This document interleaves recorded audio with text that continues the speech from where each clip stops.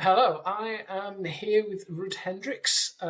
He is the founder and chair of Startup Bootcamp. I'm your host, Rory Dennis. I'm the founder of Duga AI, an AI consultancy. So I'll start off by letting Ruud introduce himself, give us a little bit about who you are, your career, and where you are today. Rory, thank you first for inviting me. I am a very curious entrepreneur. I am also a bit of a pirate. I'm not very good with authority. I started my career as a broadcaster on board legendary offshore radio station, Radio Caroline, and then moved to public radio and TV as a host and journalist for many years. Then started the first commercial radio station in this country called Sky Radio, co-founded it, and also I'm also a co-founder of RTL4 and RTL5, which you could compare to the ITV of the Netherlands. And 16 years ago, at the age of 50, I decided to do something completely new. And when my former second in command asked me, what is the most fun you ever had in your professional career? I said, well, other than being a broadcaster, I like starting new companies. And he said, why don't we start a company to help other companies launch? And I said, well, that's a great idea. So we together started looking around and decided to start a startup accelerator called Startup Bootcamp, which I think at that moment was the fourth or fifth accelerator in the world. And we're still here all these years later. And I think, all that good stuff. But as think about, what you said there, as it sounds like you enjoy breaking eggs to get things done. You're not afraid to challenge. So as a leader, is that kind of how you operate? Are you pushing the boundaries? You're not afraid to I am. set I am. people? I don't expect my employees to be entrepreneurs, but I expect them to be entrepreneurial. I expect Okay. them to be honest. I expect them to make mistakes and fail, as long as they do that fast. So we haven't spent too much money on the things they do wrong, and as long as they're honest about it. And personally, I made many mistakes, and I'm still here. So, yeah. I think I think we all make mistakes, and I think it's that getting up and carrying on and knowing, that it doesn't really matter, does it? Correct. At the end of the Correct. day, you just get on, make the next decision, and hopefully that's the right one for the business and for you. So, look, one of the things I really found fascinating about Startup Bootcamp was the sustainability aspect. And how did that come about? Was that something that was ingrained at the start, or was it something that Well, developed? we've always been riding the waves of innovation. So literally, we always try to be, let's say, 1.5 to 2 years ahead of major tech developments when they pop up. So we've done many kind of accelerators in the past. We operate globally. In the Netherlands alone, we own 28 SPVs, LTDs, you would call them in the UK. And they range from e-commerce to IoT to wireless and NFC, stuff like that. And we noticed a number of years ago that sustainability was becoming more and more important, obviously, for all of us as citizens of the world, but also business wise. And where it used to be kind of a woke thing for a while, it became very obvious and very clear that if you want to launch any company nowadays, and if you're not sustainable, then you're really missing out on what's happening in the world. So it sort of grew on us, and then at a certain moment we decided to really focus on that, and that's what we did. I think it is really important. Does it help you attract investors as well to these startups? Because I think sustainability is something people look for investments now as well. For many years it did. Nowadays, all the investors are running after each other. At the moment, everybody just wants startups to be AI based or involved with AI in itself. And obviously, AI and sustainability don't go together very well. Yes, AI Yeah. may be the reason why we find many solutions for, let's say, sustainability problems. At the same time, the large language models that now more and more people use are not really sustainable. I mean, they use lots and lots of energy. They use lots and lots of water to cool all those servers. But being an incurable optimist, I believe that at a certain moment, AI in itself will solve those issues as well. And I think, that what you're doing is really interesting because you've got lots of these different accelerators focused on different areas, and you kind of hope it balances out. You've got AI doing one job and improving productivity, efficiency, and lives for people in one area, but hopefully, water, power, and other areas are benefiting from these new technologies and startups as well. And kind of maybe the balance is zero, hopefully, overall. That's true. I think it's interesting. So would you say that AI is one of the major shifts you're seeing at the moment, but obviously robotics and other areas, I guess? I think AI is the most important thing that has happened to humanity since the invention of fire, and this is by far the largest wave of innovation that I've ever ridden. It is really, really absolutely incredible. And AI is, if you look at, let's say, the current trends, it's AI, AI, AI, AI. And definitely, of course, also the spin-offs that come with it. So I think in Europe, in the Netherlands, we are way behind things happening now in the US and in China. But the one element where I think in continental Europe we can still compete is in biosciences and AI, especially there, but also robotics. You see that that's becoming really, really big. The thing with our activities at Startup Bootcamp is we are really software based, so we can easily accelerate a company and have it achieve the same results that they would achieve in 2 years, in 3 months if they join our accelerator. In software-based companies, hardware is really more difficult. So I can see us creating lots and lots of companies that are involved in let's say, the software that go into those robots, not the hardware itself. Yeah, and I think at the moment we're on that wave of AI and software, but eventually the hardware becomes important and people start investing in new hardware companies and chips and everything else. So Yes. it's I am it's cyclical, and I we'll am probably see it. I am convinced that one day, and probably sooner than later, probably before 2030, many people will have a robot at home. Of course, already they do, but many of them don't look like robots. But of course, I mean, you see lots and lots of household appliances which are really robots, vacuum cleaners, dishwashers, and stuff like that. So yeah, and I think, but real robots taking care of your late night drink are pretty close to us, actually. That would be quite cool to say, like, bring me a gin and tonic and or a glass of Correct. wine. That'd be quite Correct. nice. Correct. So obviously AI is something that you're seeing a lot of in the startups you're helping. What about within Startup Bootcamp itself as an organization? Have you been using AI generally? Are you using it in back office for your marketing? Yeah, we use it. We use it a lot in back office. I think a lot of obviously with we own stakes, small stakes in over 1,800 startups. We see roughly 200 startups a year joining our accelerator. Lots and lots of legal stuff that has to be done there. And although we've standardized as much as possible, every now and then there's the exception to the rule. So we aim to completely reduce our legal load, workload with AI. I will use it wherever possible. Yeah.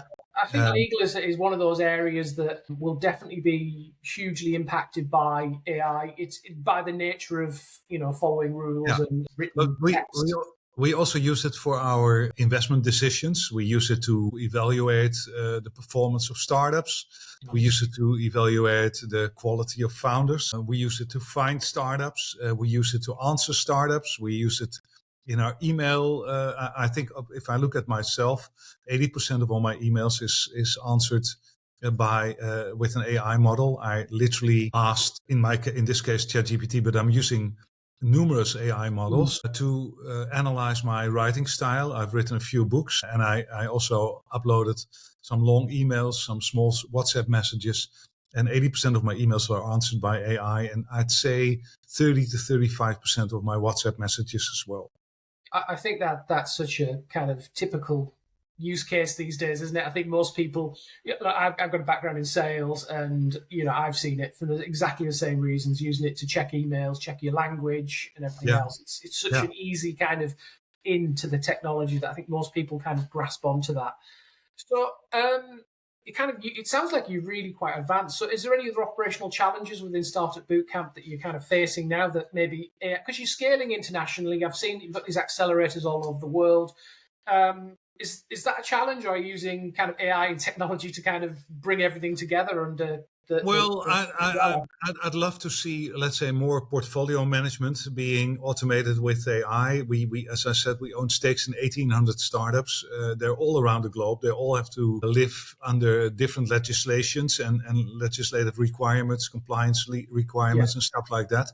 I think we can make some major steps forward there. Actually, I'm the chairman of the company, so I'm not having any operational responsibilities anymore. But I'm literally pushing our CEO to really try and test the boundaries of what we can do. Also because I'm so fascinated by it.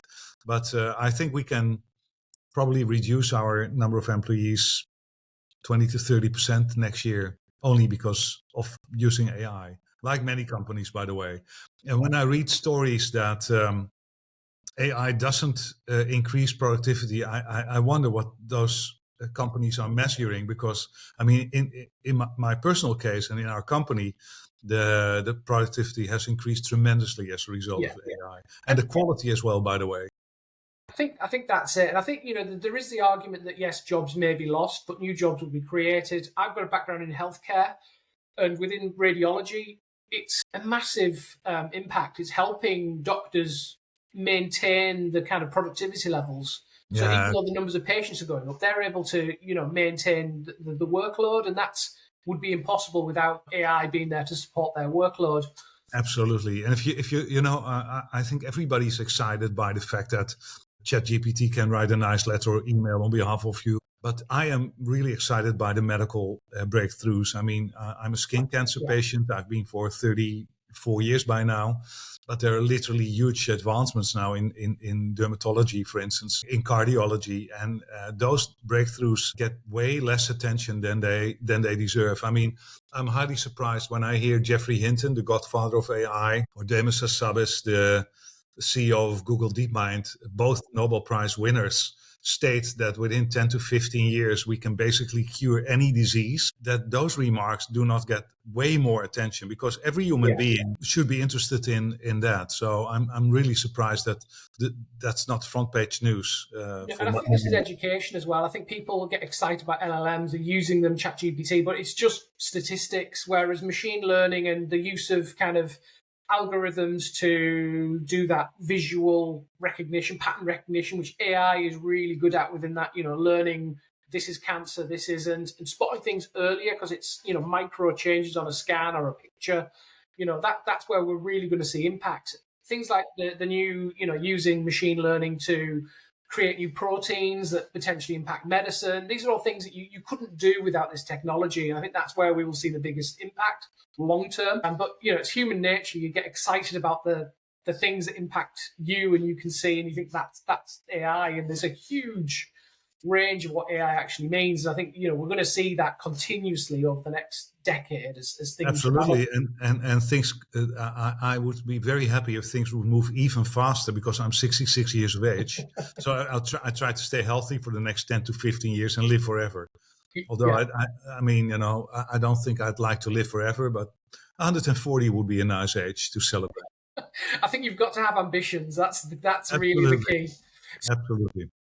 Within you said you're the chair and everything else. So within Startup Bootcamp, is there any difficulty in kind of finding these the right startups for the accelerators? Is it fairly? Well, there's a lot of interest. I mean, our success rate is really high. I mean, 76% of our startups achieve an age of 4 years and over. Wow. So our survival rate is really, really high. And as a result, we have never ever felt that there's not enough interest from the startup side to join our accelerator. I mean, we haven't increased the amount of money that we pay those startups in the last 10 years. We haven't decreased the equity we demand in return, and still startups are happy to work with us because we are doing so well. And many of our competitors offer more money and ask for less equity, and still we do extremely well.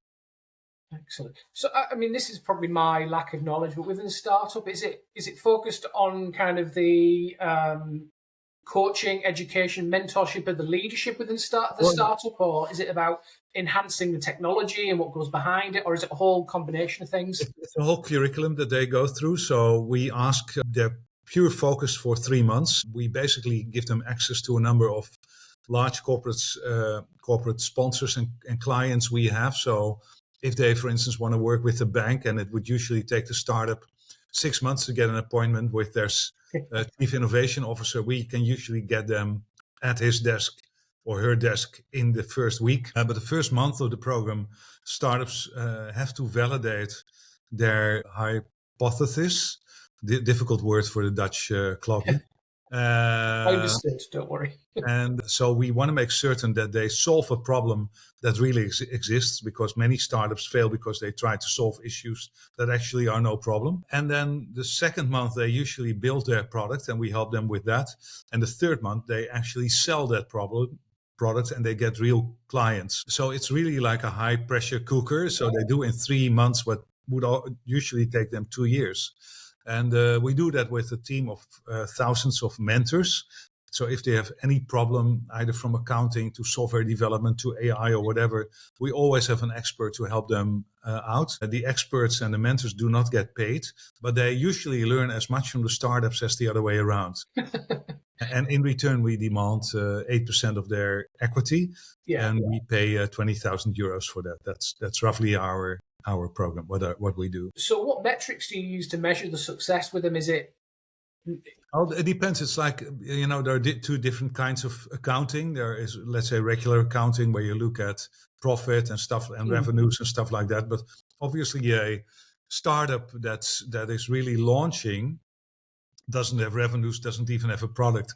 So we use innovation accounting. So we set milestones in software development, in validation of your idea and stuff like that. And that's how we measure it the first months until the moment that they really start getting revenues in and start creating EBIT and stuff like that. So that's how we do that.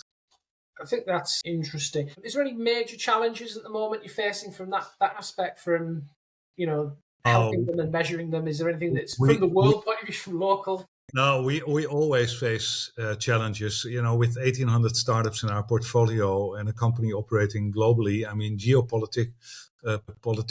geopolitical situation is really always a problem. I mean, at this moment, it's hard to get startups from foreign countries into the US. Obviously, we own a number of companies in the Ukraine, which is currently at war. We own companies in Russia. We own companies in Israel.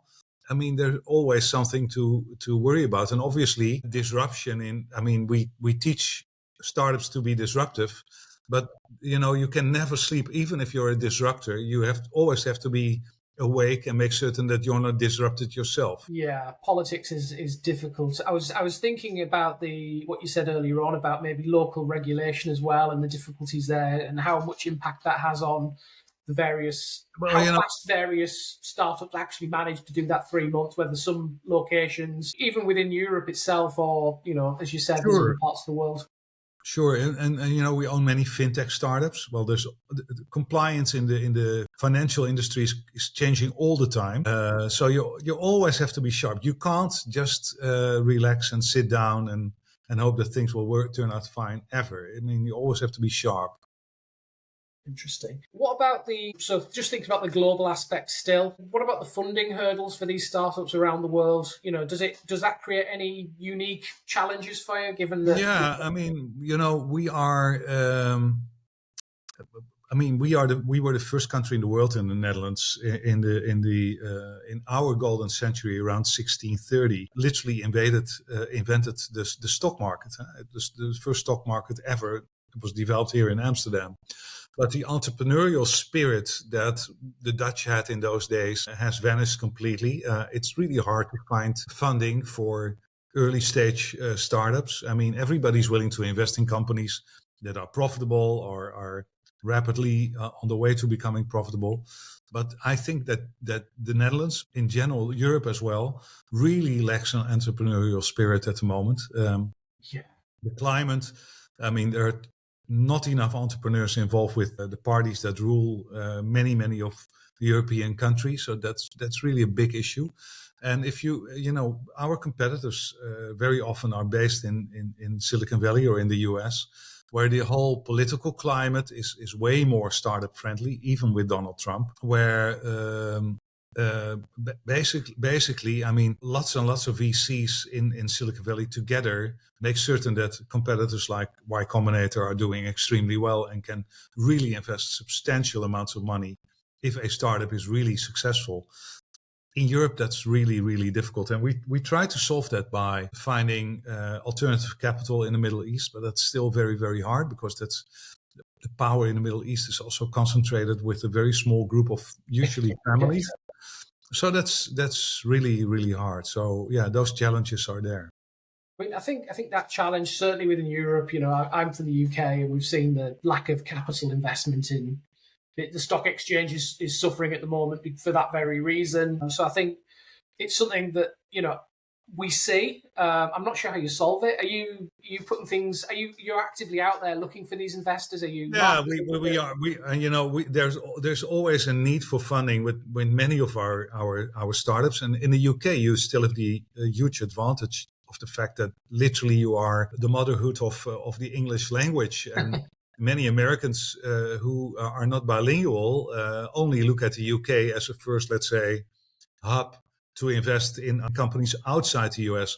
But it's UK first, and then the remainder of Europe and Asia. So that's really a big thing. But we also do lots of corporate innovation. So, for instance, we help Shell, Royal Dutch Shell, with their innovation policies and startup venture building in a number of, I think by now in seven countries. If you've ever used the one blade razor blade from Philips, we co-developed that in Europe. Especially in the Netherlands, it's impossible to transfer money to the wrong person because we co-developed a company now named SurePay for Rabobank, where literally they check the bank account that you are sending your money to if the address is correct, stuff like that.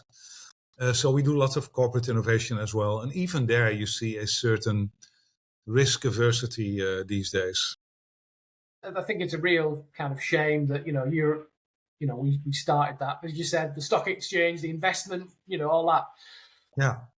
Well, if there's uncertainty anywhere in the world, that in the end drips down to large corporates who, would like to keep their money in the bank until the moment that they feel comfortable again with the whole geopolitical situation, and only then they move ahead. So we immediately notice that. I mean, that's one of our problems, startup accelerators, and it doesn't only apply to Startup Bootcamp, but it also applies to Techstars, Y Combinator, 500 Startups, or our American competitors. We are nice to haves, but we are not must haves. And in the consulting industry, McKinsey, with all its negatives as well, and the Big Four are, obviously safe havens compared to smaller consulting companies like we are. So if things go south, we notice immediately that we are the ones suffering from that. I think sometimes being smaller allows us to be nimble though as well and move faster. And that's the good side. We can move really, really fast. Speed is literally in our DNA. That's the way it should be. What about looking forwards in the next 6-12 months? Where do you want Startup Bootcamp to be? Have you got big targets? Are you opening new accelerators? What's the plan? We'd like to restart growing internationally. We had some management issues which have now been solved, so we can look forward again. I'm really excited because the language barrier that I just mentioned to you, I think will disappear because of AI. We are now doing this conversation in English, which, by the way, is fine. Probably 6 months from now, I can just speak my mother tongue, Dutch, and you can hear me in the Queen's English, speaking the Queen's English, and I can probably hear you in perfect Dutch while you speak the Queen's English. And that barrier. It's not a real barrier for you and me, but both of us would have a third person on this podcast who only speaks Chinese. That would really be, I think, so language barriers will very soon disappear. I'm really looking forward to that.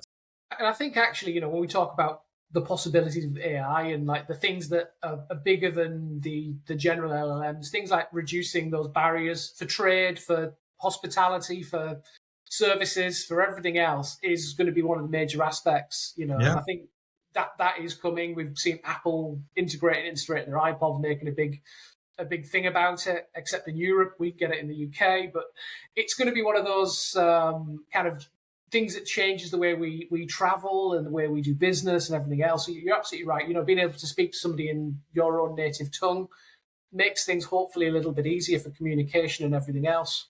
Yeah, and also I think, for instance, in procurement nowadays, top management in major corporations and enterprises may choose one of the big four consulting companies, or McKinsey or Booz Allen or whatever, Yeah. because they feel more comfortable there. But if you automate all that, if procurement is fully automated, then smaller, faster companies like ours probably stand a bigger chance of winning as well. Yeah, and So that's I also think something I'm looking forward to. areas like legal, areas like procurement, where it's process driven, where it's documents going backwards and forwards. It's a lot of that can be automated, and hopefully, as you said, benefits. Efficiency, productivity should increase, and it gives you, it allows you to kind of, as you said, be on an equal footing to some of the big boys as well. You don't have to, they've got huge teams. Actually, AI removes that difference in kind of the corporate ability. But what about if you could solve one major challenge today? What would it be? Well, I mean, I'm not a doctor, but imagine that we could solve cancer. I mean, the world would look so very, very different for so many people tomorrow if we could solve that with just a click of Like a that. button. It would be fantastic. Yeah, Yeah. and I think again, AI is one of those products which will help us get there. I mean, AI. The thing with cancer is it's not one disease; it's multiple diseases, and that's where AI allows us to kind of break everything Yeah. down, look for solutions. Yeah. As you said, it will be incredible, and I think that's what will make a difference to people's lives. It'll be in the back, people won't realize it, but it's going to be there working away. It's going to be like water and electricity; it'll just be there and happen, and nobody will be aware of Correct. it. Correct. So I really thank you for your time. I've got one more question, which is if you could go back 10 years and give yourself some advice, what would it be? Oh, 10 years. Well, my advice then would be, Ruud, focus fully on AI. Actually, 10 years ago, that's what I said to my co-founder, Patrick De Zeeuw, who unfortunately passed away 3 years ago. I left the operational side of the company 4 years ago, but we should have, we should have focused on AI way more.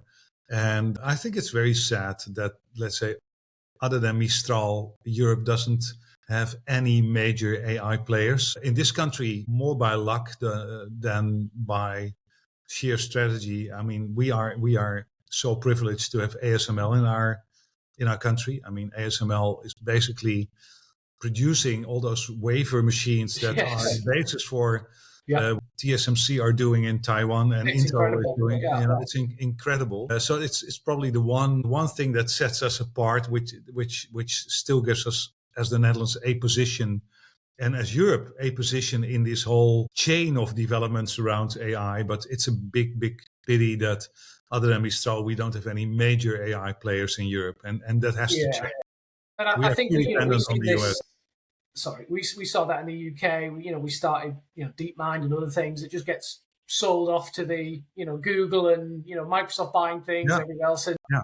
I think Europe should be better at growing these companies to be the unicorns and, Well, I think if you look at the UK, it's so sad that Jeffrey Hinton and Demis Hassabis, who are two of the most important people in AI at this moment, both are British, and both, one is not living in the UK and the other one is not working for a UK company anymore. It's a pity. And it should be a lesson that we should learn from. And we should make certain that for the next generation of scientists, Europe is as attractive and the UK is as attractive as the Valley. But, in this country, it's completely unthinkable that anyone would buy anyone else away for a $250 million yeah, remuneration per year. yeah. And there's a reason they're paying that money. They are going to be successful, and we should really hold on to these companies. Look, I've really enjoyed talking to you. I think the work that Startup Bootcamp does is really interesting and good, and I'll follow everything that goes on there because I think the businesses that are hopefully going to be spinning out will make a big difference to the world, which is awesome. I love it. Thank you, Rory. It was a pleasure talking to you. Thank you for having me on the show, and I hope to talk to you many, many times again. Thank you. Bye.